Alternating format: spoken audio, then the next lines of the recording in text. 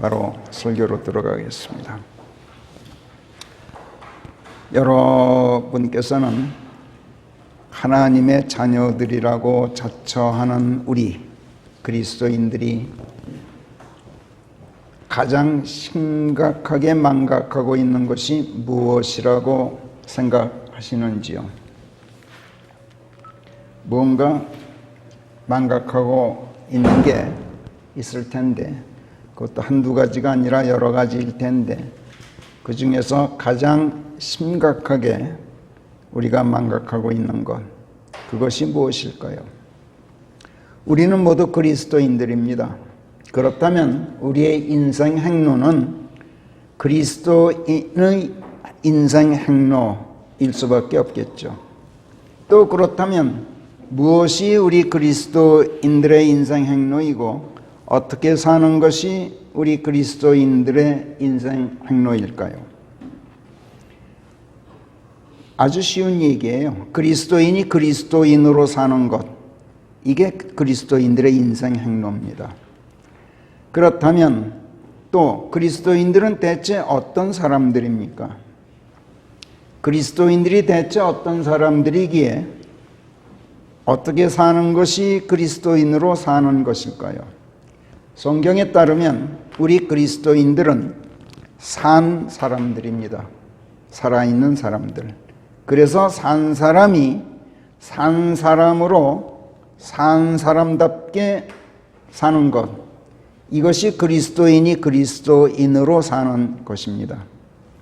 그런데 황당하게도 거의 대부분의 그리스도인들이 바로 이 점을 망각하고 있습니다. 하나님의 자녀들이라고 자처하는 그리스도인들이 가장 심각하게 망각하고 있는 것이 바로 이것입니다. 더 심각한 것은 이것을 망각하고 있다는 사실 자체를 또 망각하고 있어서 산 사람이면서 산 사람으로 살고 있지 않다는 것을 인식하지 못하고 있다는 점입니다. 바꿔 말해서 수많은 그리스도인들이 쉬운 말로 식물인간으로 살고 있다는 얘기입니다. 식물인간은 자율신경에 의해서 숨도 쉬고 심장도 움직여요. 그렇지만 의식도 없고 감정도 없어서 배고픈 줄도 모르고 먹을 줄도 모르거니와 배설할 줄도 몰라서 기계로 영양물질을 공급해주고 배설물도 기계로 빼내줘야 합니다. 말이 살아있는 것이지 사실상 죽은 것이나 마찬가지인 것이 바로 식물인간 상태입니다. 의식이 없고 감각작용도 없다. 이것은 인간 혼이 죽어 있음을 말합니다. 오로지 살덩어리만 겨우겨우 살아있는 것이죠. 그것도 인공적인 의학적 기계장치가 아니면 자신의 생물학적 능력으로는 하루도 못 사는, 하루는커녕 몇 시간도 제대로 살지 못하는 것이 바로 식물인간입니다. 어떤 사람은 식물인간이 긴 잠을 자는 것이라고 말하기도 합니다. 그러나 정상적인 사람은 잠을 자면서도 자기가 잠을 잔다는 것을 의식하기 마련인데, 식물인간은 잠을 자면서도 잠잔다는 것도 모르고 잠을 잡니다. 그래서 이건 잠을 자는 것도 아닙니다. 식물인간은 사실상 이미 죽은 것이죠. 그런데 그리스도인이라 자처하는 많은 사람들이 이렇다는 얘기입니다. 성경이 던지는 권면들 가운데 가장 많은 권면이 무엇인지 여러분 아세요? Watch, 깨어있으라.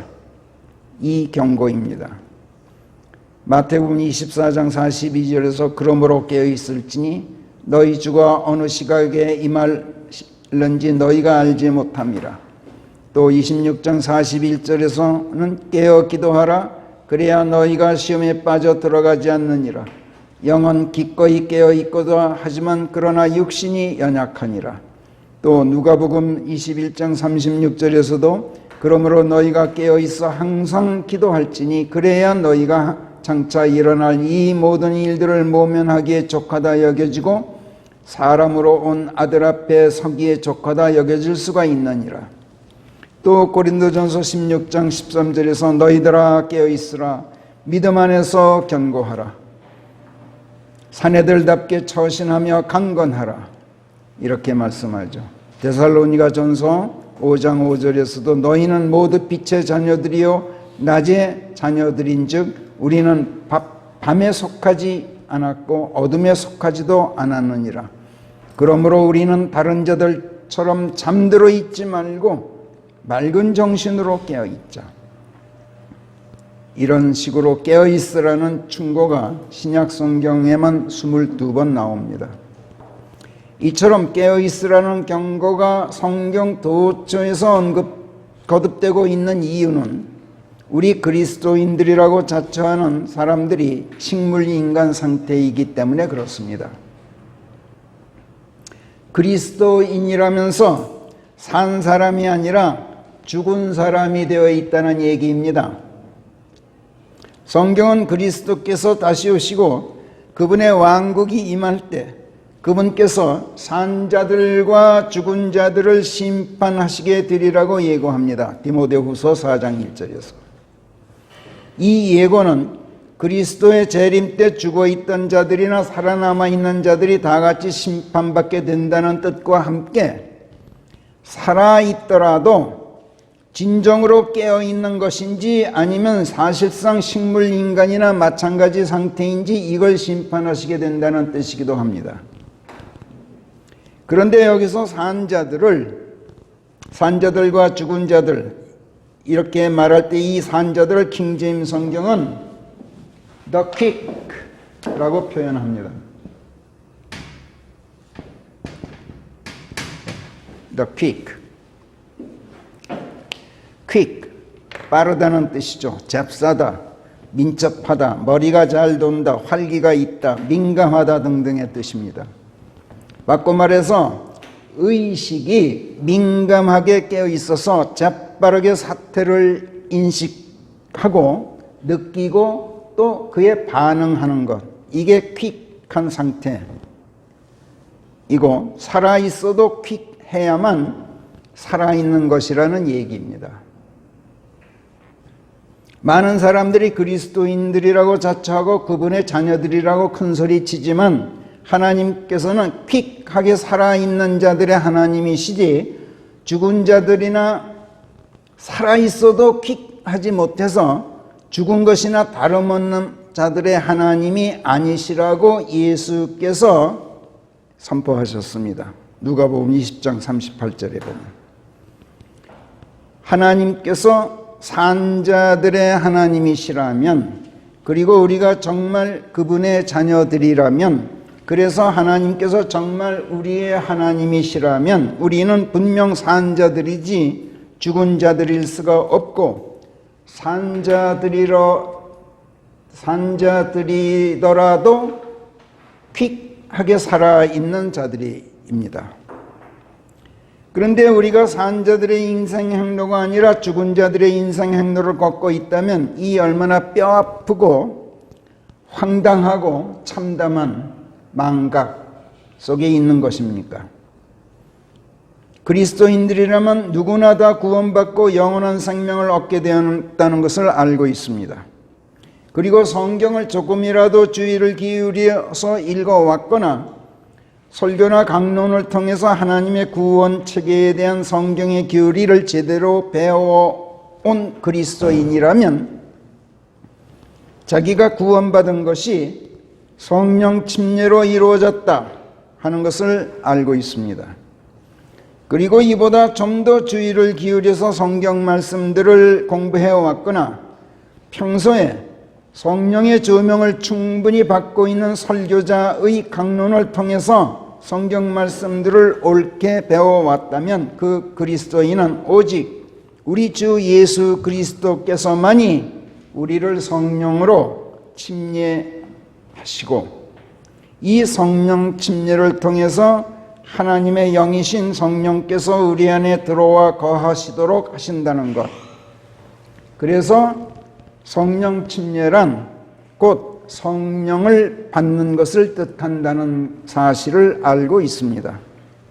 그리고 이 영이 바로 생명이기 때문에 그 영께서 우리 안에 들어오심으로써 우리가 생명을 비로소 얻고 구원받게 된 것이라는 사실을 알고 있습니다. 그래서 하나님께서 우리를 구원하셨다라는 것은 사실상 하나님께서 우리를 다시 창조하신 것과 같습니다. 하나님께서 맨 처음 인간을 창조하신 것을 성경은 창세기 2장 7절에서 이렇게 쓰고 있습니다. 주 하나님께서 땅에 흙을 빚어 사람의 형체를 만드시고 그의 콧구멍에 생명의 숨을 불어넣으시니 사람이 산 혼이 되었느니라. 이렇게 기술하고 있어요.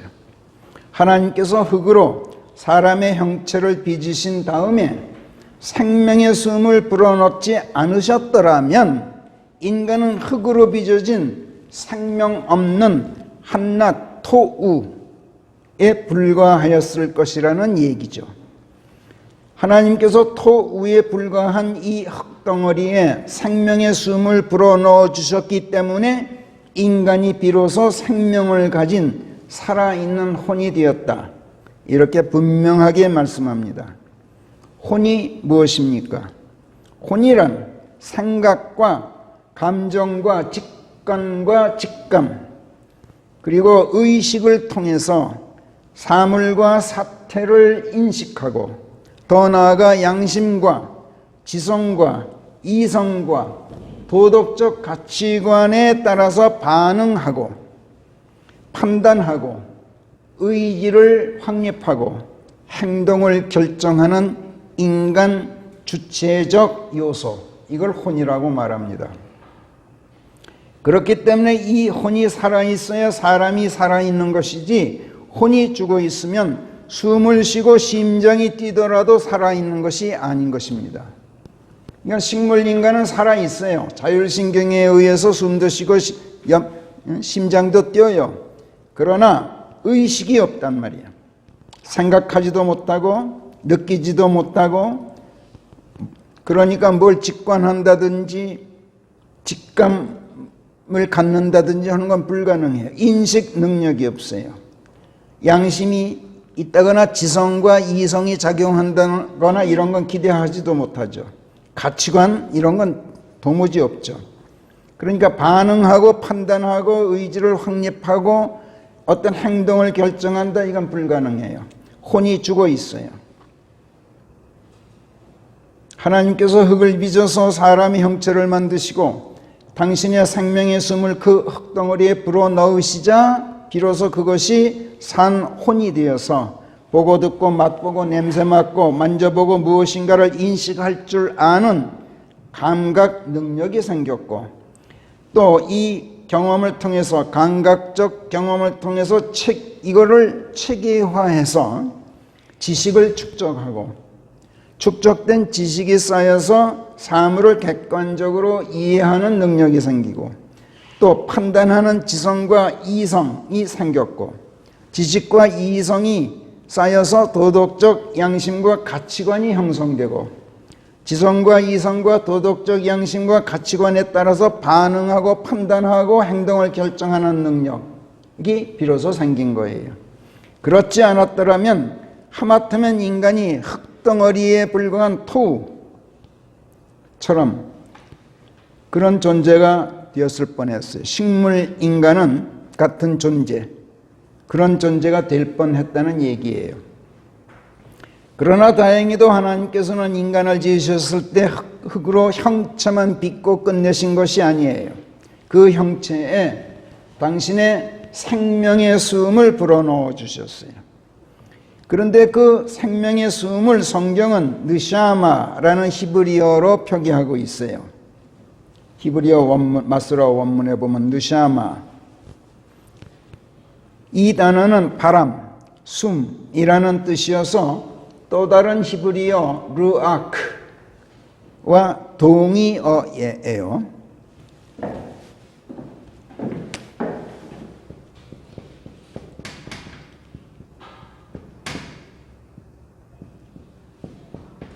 동의어예요.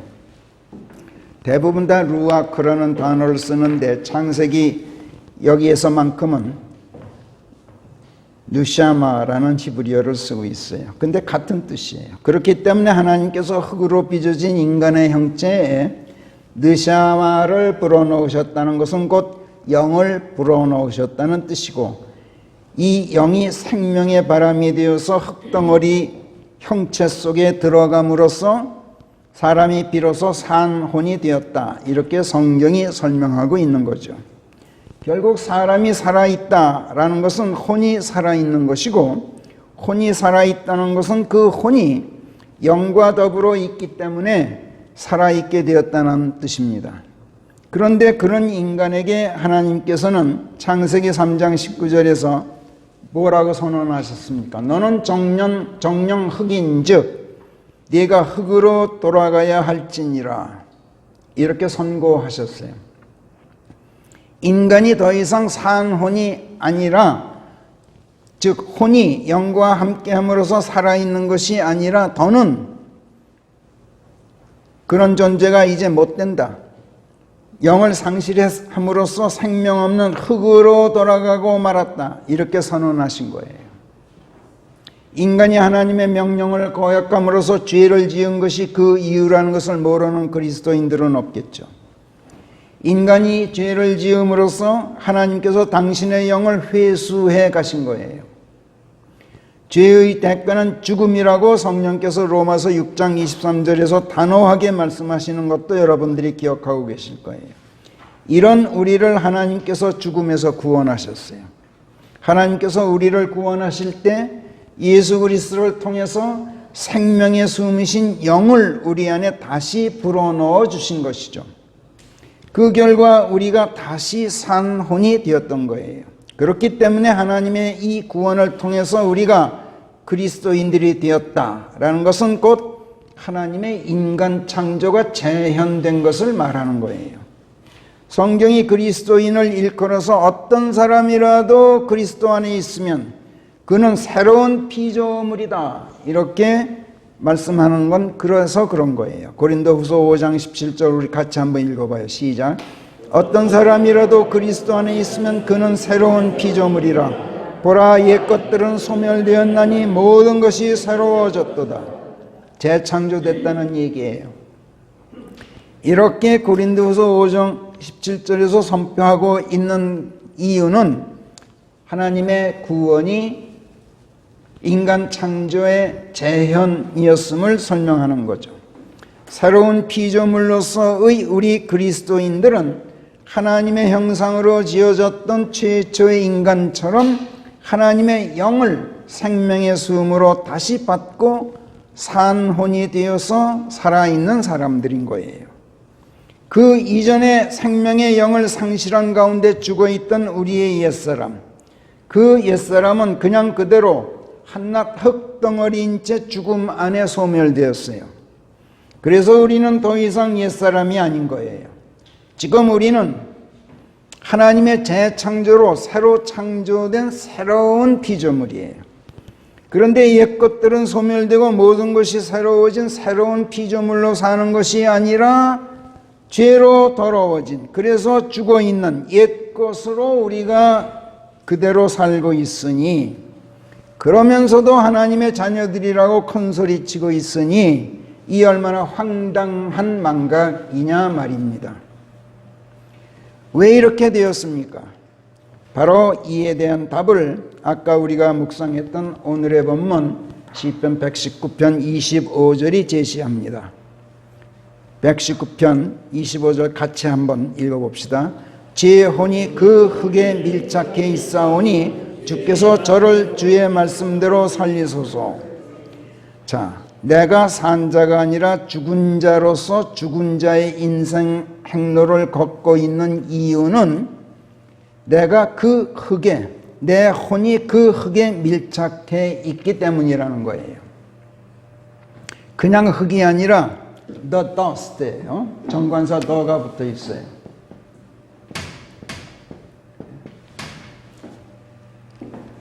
그 흙, 창세기 2장 7절에서 하나님께서 인간을 지으셨을 때 사람의 형체를 땅의 흙으로 빚으시고 아직 생명의 숨을 불어넣기 이전의 그 흙을 말해요.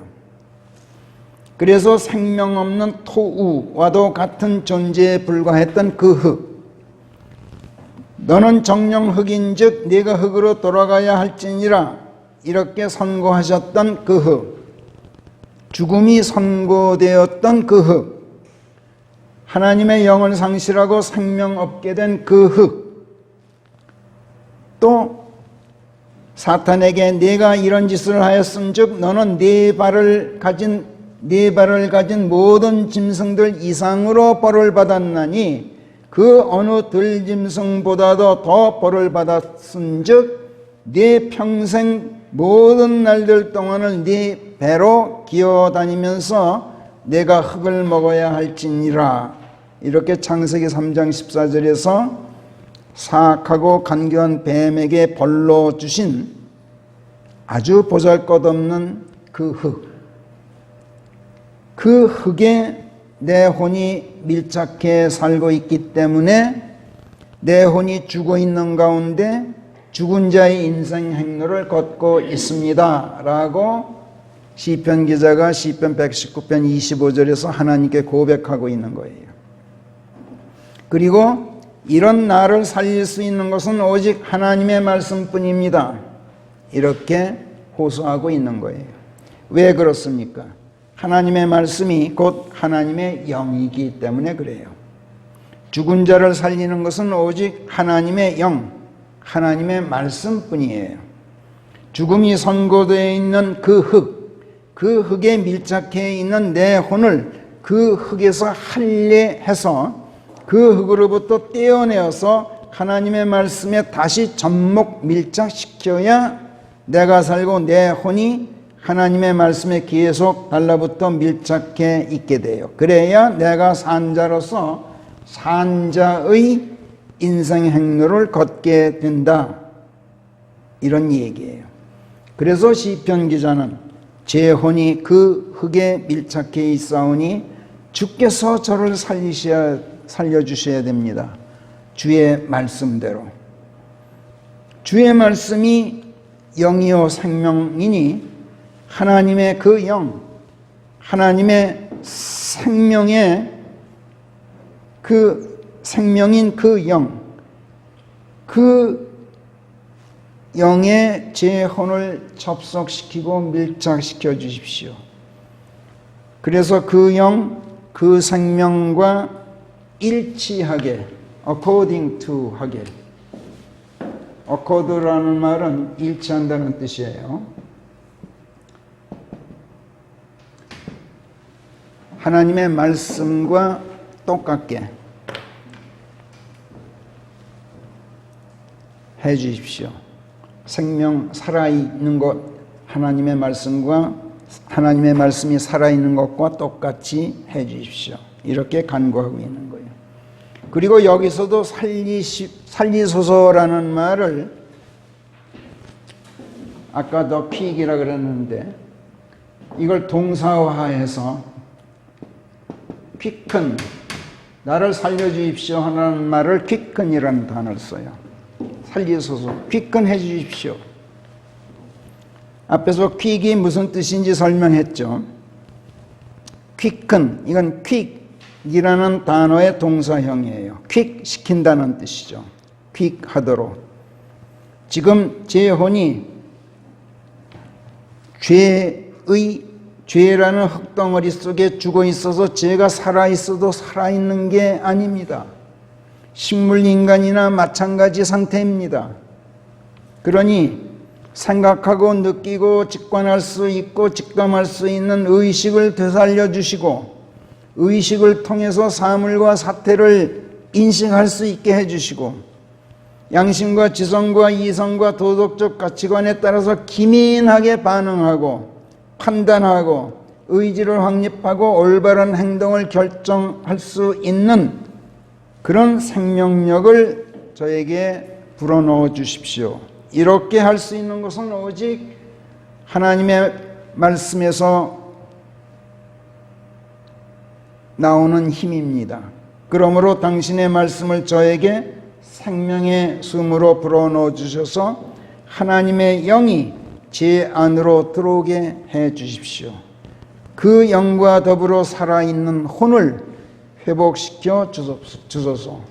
지금은 혼이 흙덩어리에 달라붙어 있으니 거기서 떼내어서 하나님의 생명인 영에 달라붙게 해 주십시오. 이렇게 간구하고 있는 거예요. 시편 119편에는 여기 25절을 포함해서 모두 7군데에서 똑같은 간구를 드리고 있어요. 그런데 주의 말씀을 우리가 이미 배웠듯이 어디서는 주의 말씀을 주의 길 이렇게 바꿔 표현하고, 어디서는 주의 의, 또 어디서는 주의 인자하심, 어디서는 주의 증거의 말씀, 또 어디서는 주의 법도 주의 훈계들 등등으로 바꾸어 표현해 가면서 똑같은 간구를 반복하고 있죠. 시편 119편 37절에서는 헛된 것을 쳐다보지 않도록 제 시선을 돌려주시어 저를 주의 길 안에서 살리소서. 여기서도 키큰이에요. 그러니까 주의 말씀 안에서 저를 살려주소서 하는 말을 주의 길 안에서 이런 식으로, 40절에서는 제가 주의 가르침들을 동경해 왔사오니 통촉하시어 주의 의 안에서 저를 퀴큰해 주소서 이렇게 하고 있어요. 이런 식이에요. 그리고 119편 93절에서 주의 훈계들을 저는 결코 잊지 않겠습니다.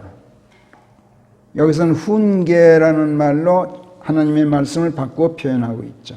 주께서 그것들을 가지고 저를 살리셨기 때문입니다. 하나님께서 하나님의 말씀을 가지고 저를 퀴큰하셨습니다. 그러니 제가 그 말씀을 어찌 잊겠습니까? 이런 말씀이야. 하나님의 말씀들이 죽어있던 자기를 살리셨음을 고백하고 있고, 그럼에도 불구하고 자기가 지금 그 흙에 달라붙어 있는 바람에 식물인간이나 다름없게 되었다고 고백하고 있는 거예요.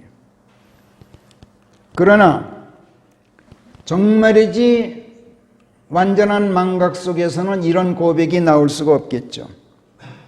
이런 고백은 조금이라도 깨어있는 사람에게서나 나오는 고백이에요. 식물인간 상태에 빠져있는 사람이 어떻게 이런 고백을 할 수 있겠어요? 우리의 망각이 정말이지 심각하고도 뼈아픈 이유는 앞에서 그렇게 제가 말씀드렸어요. 우리의 이 망각은 정말 뼈아프고 황당하고 심각하다. 그 이유가 바로 이거예요. 식물인간과 똑같은 상태라는 얘기예요. 우리의 망각이. 망각은 우리를 무덤 속에 가두어둡니다. 망각은 우리를 흑암 속에, 죽음의 흑암 속에 방치해둡니다. 망각은 우리를 절망 속에 집어넣고 절망 속에 갇혀 있으면서도 그것을 깨닫지 못하게 우리의 의식과 지성과 이성과 양심을 마비시켜 놓습니다. 앞에서 보았듯이 하나님의 영은 생명의 숨이어서 생명 없는 것에 생명을 불어넣죠. 그래서 하나님의 영은 곧 생명인 것입니다. 그런데 하나님의 말씀 또는 말씀들이 그 영이고 생명이라고 예수께서 요한복음 6장 63절에서 선포하셨던 걸 우리가 골백 번도 더 확인했죠. 우리가 하나님의 자녀들이라고 자처하고 그리스도인들이라고 큰소리치면서 그리스도인으로 살기를 망각하고 있는 가운데 산 자가 아니라 죽은 자의 인생 행로를 걷고 있는 것은 우리가 하나님의 영, 하나님의 말씀 안에 거하고 있지 않기 때문에 그래요. 이유는 아주 간단해요. 자, 어째서 하나님의 말씀 안에 거하고 있지 않을까요? 망각하고 있기 때문에 그래요. 어째서 망각하고 있는 것일까요? 그 흙에 밀착하고 있기 때문에 그래요. 흙덩어리에 불과한 육신에 밀착해 있으니 살아있는 것 같아도 사실은 죽음 속에서 모든 것이 마비된 채 살고 있는 것이니 망각할 수밖에 없죠. 우리를 이렇게 만들고 있는 그 흙이 무엇입니까? 우리의 육신이 바로 그 흙입니다. 우리의 혼이 그 흙에 밀착되어 있다라는 말은 우리의 생각과 마음이 온통 육신에 매몰되어 있다는 뜻이에요. 육신이 세상과 세상 일들의 온통 육신적인 문제, 마음이 육신에 기울어져 있고 세상에 기울어져 있고 육신이 속한 세상 일들에 온통 쏠려 있다는 것을 말해요. 그래서 성령께서 시편 기자를 통해서 제가 헛된 것을 쳐다보지 않도록 제 시선을 돌려주셔서 저를 하나님의 말씀 안에서 살려주소서 하고 아까 보았던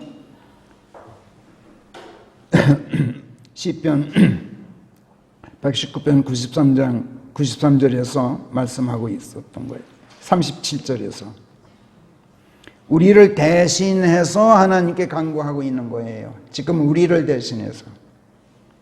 그리고 로마서 8장에서 사도 바울을 통해서 우리에게 다음과 같이 아주 간곡하게 성령께서 당부하셔요. 로마서 8장으로 가서 1절부터 7절까지 좀 길지만 함께 읽어보도록 해요. 로마서 8장 1절 시작. 그리스도 예수 안에 있는 자들은 육신을 따르지 않고 영을 쫓아 행하나니 그러므로 그들에게는 이제 정죄됨이 없느니라. 일단 거기까지만. 육신을 따르지 않는다는 것이 곧 흙에 밀착해 있지 않다라는 뜻이에요. 그리스도인들은 흙에 불과한 육신 안에 있는 육신적 자아가 아니에요. 그리스도 예수 안에 있는 영적 자아가 그리스도인이에요. 그렇기 때문에 그리스도인이라면서 육신을 따르고 육신이 속해 있는 세상을 따르고 육신을 도모하는 세상 것들을 추구한다면 이 사람은 그리스도인이 아니다 라고 지금 로마서 8장 1절이 아주 준엄하게 판정하고 있는 거예요. 따라서 너희는 여전히 죄 가운데 정죄되어 있다. 이렇게 선고하고 있는 거예요. 정죄한다는 것은 죄가 죄임을 확인한다는 얘기야. 그래서 어떤 사람이라도 그의 혼이 정죄됨에서 벗어나 죽음으로부터 자유하게 되려면 그 혼이 육신으로부터 벗어나야 하는 거죠. 그 흙에 밀착해 있는 혼을 그 흙으로부터 할례해야 한단 말이에요. 그 흙으로부터 분리되어야 해요. 그런데 육신이 그렇게 고분고분 혼을 놓아주질 않아요. 이것은 오직 예수 그리스도 안으로 침례되어 들어가야만 이루어지는 일이에요. 사람이 자기 힘으로는 절대로 자기 육신에서 자신의 혼을 떼어낼 수가 없어요. 예수 그리스도 안으로 들어가야만, 그러면 그분의 영, 그분의 생명의 숨, 이것이 사람 안으로 물밀듯이 쇄도해 들어와요. 그래서 그 사람의 혼을 붙잡고 놓지 있는 육신을 제압해버려요. 그래서 혼이 육신에서 벗어나 예수 그리스도의 영, 그 쇄도해 들어온 생명의 숨, 하나님의 영, 거기에 밀착하게 되어 있어요. 이것이 생명의 숨으로 퀴큰 되는 것이에요. 그리고 이것이 구원이에요. 예수 그리스도 안에는 죄가 없죠. 그래서 누구든지 그분 안에 있으면 정죄될 수가 없어요. 모든 죄가 가려지고 말아요. 죄가 아닌 것이 돼요. 그분 안에 있으면. 2절 다 같이 읽어봅시다. 시작. 이는 그리스도 예수 안에 있는 영이라는 생명의 법이 죄와 죽음의 법에서 나를 자유하게 하였습니다. 법. 하나님의 말씀이 법이죠.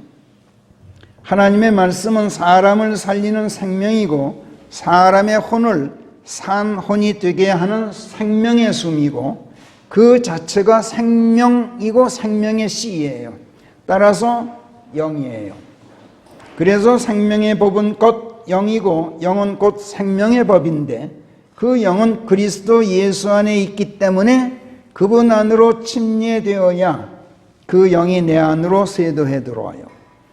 그리고 육신을 제압하고 죄를 물리치고 나를 죄에서 해방하고 죽음으로부터 자유하게 해줘요. 3절 다 같이 읽어봅시다. 이는 율법이 육신을 거치면서 나약해져서 그것이 할 수가 없었던 것을 하나님께서 당신 자신의 아들을 죄 있는 육신의 모습을 입혀보내시고 그 육신 안에 있는 죄를 정죄하시어 육신을 따라 행하지 않고 영을 따라 행하는 우리 안에서 율법의 의가 이루어지게 하셨습니다. 예. 율법은 본디 죄를 죄라고 선고해주고 죄가 죄인 것을 알게 하는 기능을 가지고 있었어요. 그런데 그 죄가 육신 안에 있어요.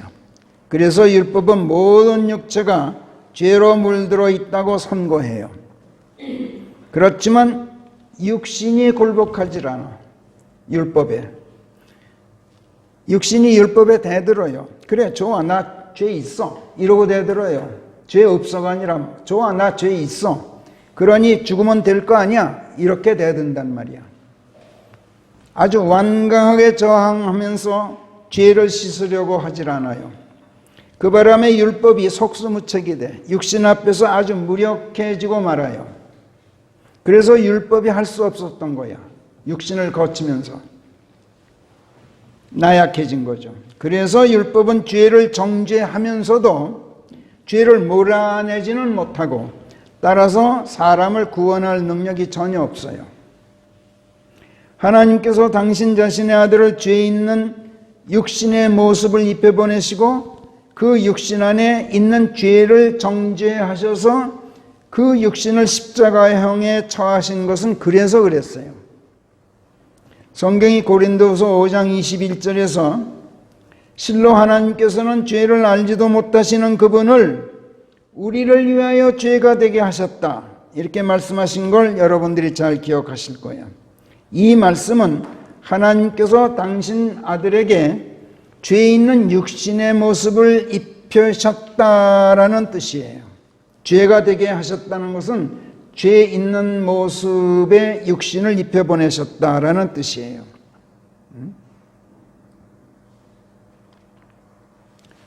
본래는 일말의 죄도 없는 몸이었는데 일말의 죄도 없기 때문에 모든 사람들의 모든 죄들을 짊어질 자격이 있는 몸이셨고 그렇게 하심으로써 모든 사람의 모든 죄들로 더러워지셔서 그 육신 안에 있는 죄를 죄라고 정죄하셨단 말이야. 이로써 그분의 죽으심이 정당화되도록 하셨다. 이런 말씀이야. 죄 없는 분을 십자가에 매달 수가 없잖아요. 그러면 하나님께서 재판을 제대로 하신 게 아니죠. 그렇죠? 죄 없는 사람을 왜 죽여요? 그러나 죄 없는 그 몸에 모든 시대, 모든 곳, 모든 사람들의 모든 죄를 집어넣으셨어요. 그러니까 세상에 존재했던 그 어떤 육신보다도 더 많은 더럽기 짝 없는 몸으로 바꾸셨어요. 그러니까 하나님께서 십자가에 그 몸을 달아도 하나님께서 얼마든지 정당화되실 수 있는 일을 하셨단 말이에요. 그리고 그분 안으로 침례된 사람들은 그분의 죽으심 안으로 침례된 것이기 때문에 그분의 육신이 죽으신 것은 곧 그분 안에 침례되어 들어간 모든 사람들의 모든 그 육신이 함께 죽은 것이나 마찬가지가 되죠. 그렇기 때문에 그리스도 예수 안에 있는 그리스도인들의 혼은 더 이상 달라붙어 있을 수 있는 육신이 없어요. 그 육신이 멸해졌기 때문에. 흙에 달라붙어 있을래도 밀착해 있을래도 밀착할 흙이 없어졌다는 얘기예요. 예수 안에 있으면. 오직 달라붙을 수 있는 것은 오직 그리스도 영만 있게 되었단 말이에요. 그리고 예수님의 죽으심 안에서 육신을 멸하였기 때문에 율법이 요구하는 죽음으로부터 율법이 요구하는 죽음을 죽었으니까 율법이 요구하는 최소한의 의를 이루어줬죠. 그렇죠? 좋아, 내 말이 옳아. 그래, 나 죽었어. 그리스도 예수의 죽으심 안에서. 그러니까 율법의 의를 성취시켜 준 거예요. 최소한으로. 그 다음에 더 나아가서 생명의 법을 얻고 그 영에 밀착해서 살게 되었기 때문에 율법은 거기까지는 바라지도 않았지만 예수님의 부활을 통해서 생명의 영을 얻고 그 영에 밀착해서 살게 되었기 때문에 율법의 의의를 이번에는 최대한으로 성취해 준 거예요. 뿐만 아니라 그 이후로 계속 영을 따라 살면 율법의 의를 계속 이루고 있는 것이기 때문에 더 이상 정죄될 수가 없고 따라서 죽을 수도 없게 돼요. 그러나 구원받을 때 율법의 의를 이루고도 그 후로 계속 영을 따르지 않고 생각이 다시 육신적으로 흘러서 다시 육신을 따라 살게 되면 이것은 앞에서 보았듯이 살아도 중한병에 걸려 의식 없는 식물 인간이 되어 사는 것이에요. 살아도 산 것이 아니라 사실상 죽어 있는 거란 말이에요. 따라서 그것은 평강일 수가 없죠. 그래서 산자로서 인생 행로를 걷고 산자로서 평강을 누리기 원한다면 그런 그리스도인이라면 그 혼이 한시도 그리스도 안에서 떠나지 않을 것이고 그분의 영에 밀착해 있기를 계속하면서 흙과 격리되어 있기 때문에 흙에 불과한 육신을 따를 수도 없죠. 육신의 문제에 집착하지도 않고 집착할 필요도 없고 집착할 수도 없게 된단 말이에요. 그래서 그 혼이 오직 영을 따라 영적인 문제에만 마음을 쓰게 되어 있어요. 지금 그 말씀을 한 거예요. 5절부터 7절까지 시작. 그리하여 육신을 따르는 자들은 육신의 일들에 마음을 쓰지만 영을 따라 행하는 자들은 영의 일들에 마음을 쓰느니라. 이는 생각이 육신적으로 기울면 죽음이 돼 생각이 영적으로 기울면 생명과 평강이기 때문이니라. 이는 육신적인 생각은 하나님의 반목하는 적의이기 때문이니 그것은 하나님의 법에 복종하는 것이 아니요 사실상 복종할 수도 없느니라. 육신을 따라 육신의 일들의 마음을 쓰는 것이 평강일 수 없는 이유는 육신적인 생각이 하나님을 등지는 것이고 하나님과 반목하는 적의이기 때문에 하나님의 법에 복종하지도 않고 복종할 수도 없는지라 하나님을 기쁘시게 해드리지 못하기 때문에 그래요. 하나님을 기쁘시게 하지 못하는데 어떻게 평강을 누릴 수 있겠어요? 종이 주인을 기쁘게 하지 못하면서 어떻게 평강을 기대할 수 있겠어요? 그렇잖아요? 8절 시작. 사실이 그러한즉 육신 안에 있는 자들은 하나님을 기쁘시게 할 수가 없느니라. 너희는 단연코 육신 안에 있지 않고 영 안에 있나니 과연 하나님의 영께서 너희 안에 사신다면 그러하니라. 무릇 어떤 사람이라도 그리스도의 영을 지니지 않았다면 그는 그분의 것이 아니니라. 이 말씀은 성경이 언필칭 그리스도인이라고 자처하는 사람들에게 던지는 말씀들 중에서 가장 신랄하고 가장 준엄하고 가장 냉정할 뿐만 아니라 가장 냉혹하기까지 한 무서운 말씀이에요. 네가 정말 그리스도인이냐? 과연 그렇다면 하나님의 영께서 내 안에 사신다는 것인데, 네가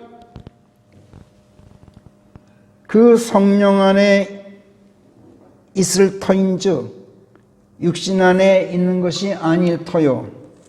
그렇다면 너는 육신적인 문제에 집착하지 않고 있어야 마땅하지 않겠느냐? 그런데 사실은 그렇지가 않지 않느냐? 눈만 뜨면 너는 육신의 일들의 마음을 쓰고 하루 종일 그렇게 시간을 보내다가 저녁 잠자리에 들 때까지 그렇게 온통 육신적인 일들에만 매몰되어 있지 않느냐? 그 바람에 단 1초도 내가 하나님을 기쁘시게 해드리는 일 없이 하루를 살고 있지 않느냐? 그게 너 아니냐? 이런 터에 어찌 성령께서 내 안에 살고 계신다고 말할 수 있겠느냐? 어찌 내가 성령 안에 거하고 있다고 자처할 수 있겠느냐? 네가 그렇게 육신적인 문제에만 집착하고 있는 것을 보면 하나님의 영께서 내 안에 살고 계신 것이 아닌 것이 분명하고, 따라서 너는 육신 안에 살고 있는 것이지 영 안에 살고 있는 것이 아니지 않느냐? 그렇다면 너는 그리스도의 영을 지니고 있는 것이 아닌 것이 분명하고 네가 그분의 것이 아닌 것도 분명하지 않느냐? 그런데 어떻게 내가 그리스도인이라고 자처할 수 있느냐? 하나님의 영을 지닌 사람은 영의 일들의 마음을 쓰지 너처럼 육신의 일들의 마음을 쓰지 않느니라.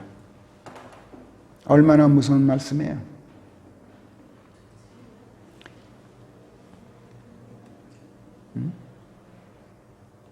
로마서 8장 8절에 이 말씀을 저는 벽에다가 이 말씀을 적어서 벽에다가 붙여놓고 매일 하루에 한 번씩 읽는데, 읽을 때마다 전율을 느껴요. 그 다음 10절 보세요. 시작. 그런즉 그리스도께서 너희 안에 계신다면 몸은 죄 때문에 죽어 있지만 그러나 의 때문에 그 영께서 생명이 되어 계시느니라.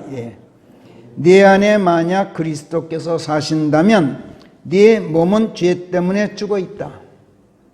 그리스도의 죽으심 안으로 침례되었으니까 그리스도와 함께 십자가에 달려 죽었죠. 우리 몸도. 그렇기 때문에 너처럼 몸의 문제에 집착하지 않고 집착할 필요도 없다.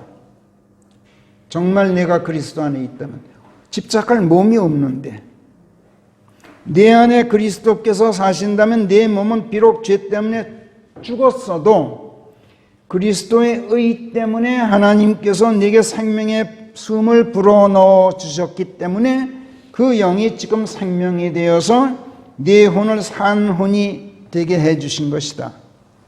그런즉 너는 마땅히 흙덩어리에 의지하고 살고 있는 것이 아니라 의지할 흙도 없다. 지금 그렇게 말씀하고 계신 거예요. 네가 의지하고 달라붙어 있을 수 있는 것은 오직 그 영, 그리스도의 영, 그거밖에 없지 않느냐. 그것이 지금 내 혼을 산 혼이 되게 하고 있는 그 생명이다.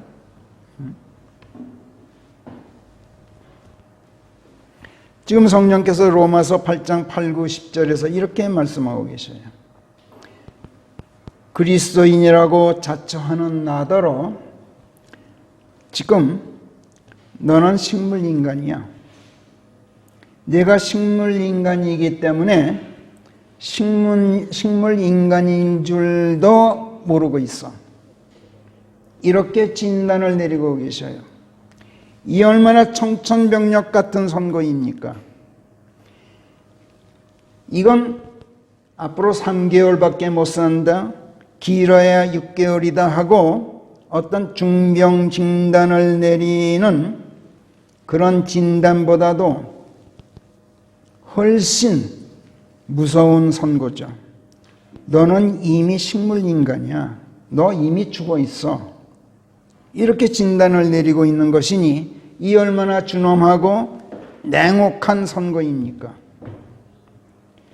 몸은 비록 중병에 걸려 병상에 누워있고 식물인간처럼 마비되어 있을 망정 내 주체인 혼, 이 혼만은 그리스도의 영 안에 살아있어서 생각하고 느끼고 직관하고 직감하고 의식하는 가운데 상황을 인식하고 양심과 지성과 이성과 도덕적 가치관에 따라서 반응하고 판단하고 의지를 확립하고 또 행동을 결정할 수는 있어야 하지 않겠어요? 그러면 언젠가는 내 죽은 몸도 식물인간이 되어서 마비되어 있는 이 몸도 하나님의 영으로 살려내시겠다고 약속하고 계시잖아요. 11절 보세요. 시작. 오직 예수님을 죽은 자들로부터 일으키신 그분의 영께서 너희 안에 사시면 그리스도를 죽은 자들로부터 일으키신 그분께서 죽을 수밖에 없는 너희 몸 또한 너희 안에 사시는 그분의 영으로 살려내시리라. 여기서도 퀵큰이에요. 살려내신다는 말이. 의식이 돌아오게 한단 말이야. 지성과 영적 지성과 이성이 돌아오게 하는 것. 퀵큰. 아주 기민하게 인식하고 민첩하게 반응할 줄 아는 그런 의식. 이게 돌아오는 것. 이게 살리는 거예요. 로마서 11장이 이렇게 분명하게 말씀하고 있어요.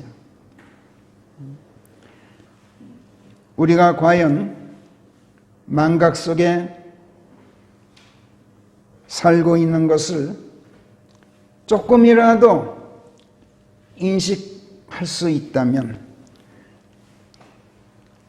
하나님께 고백하시기 바랍니다. 하나님, 제 혼이 지금 가물가물합니다.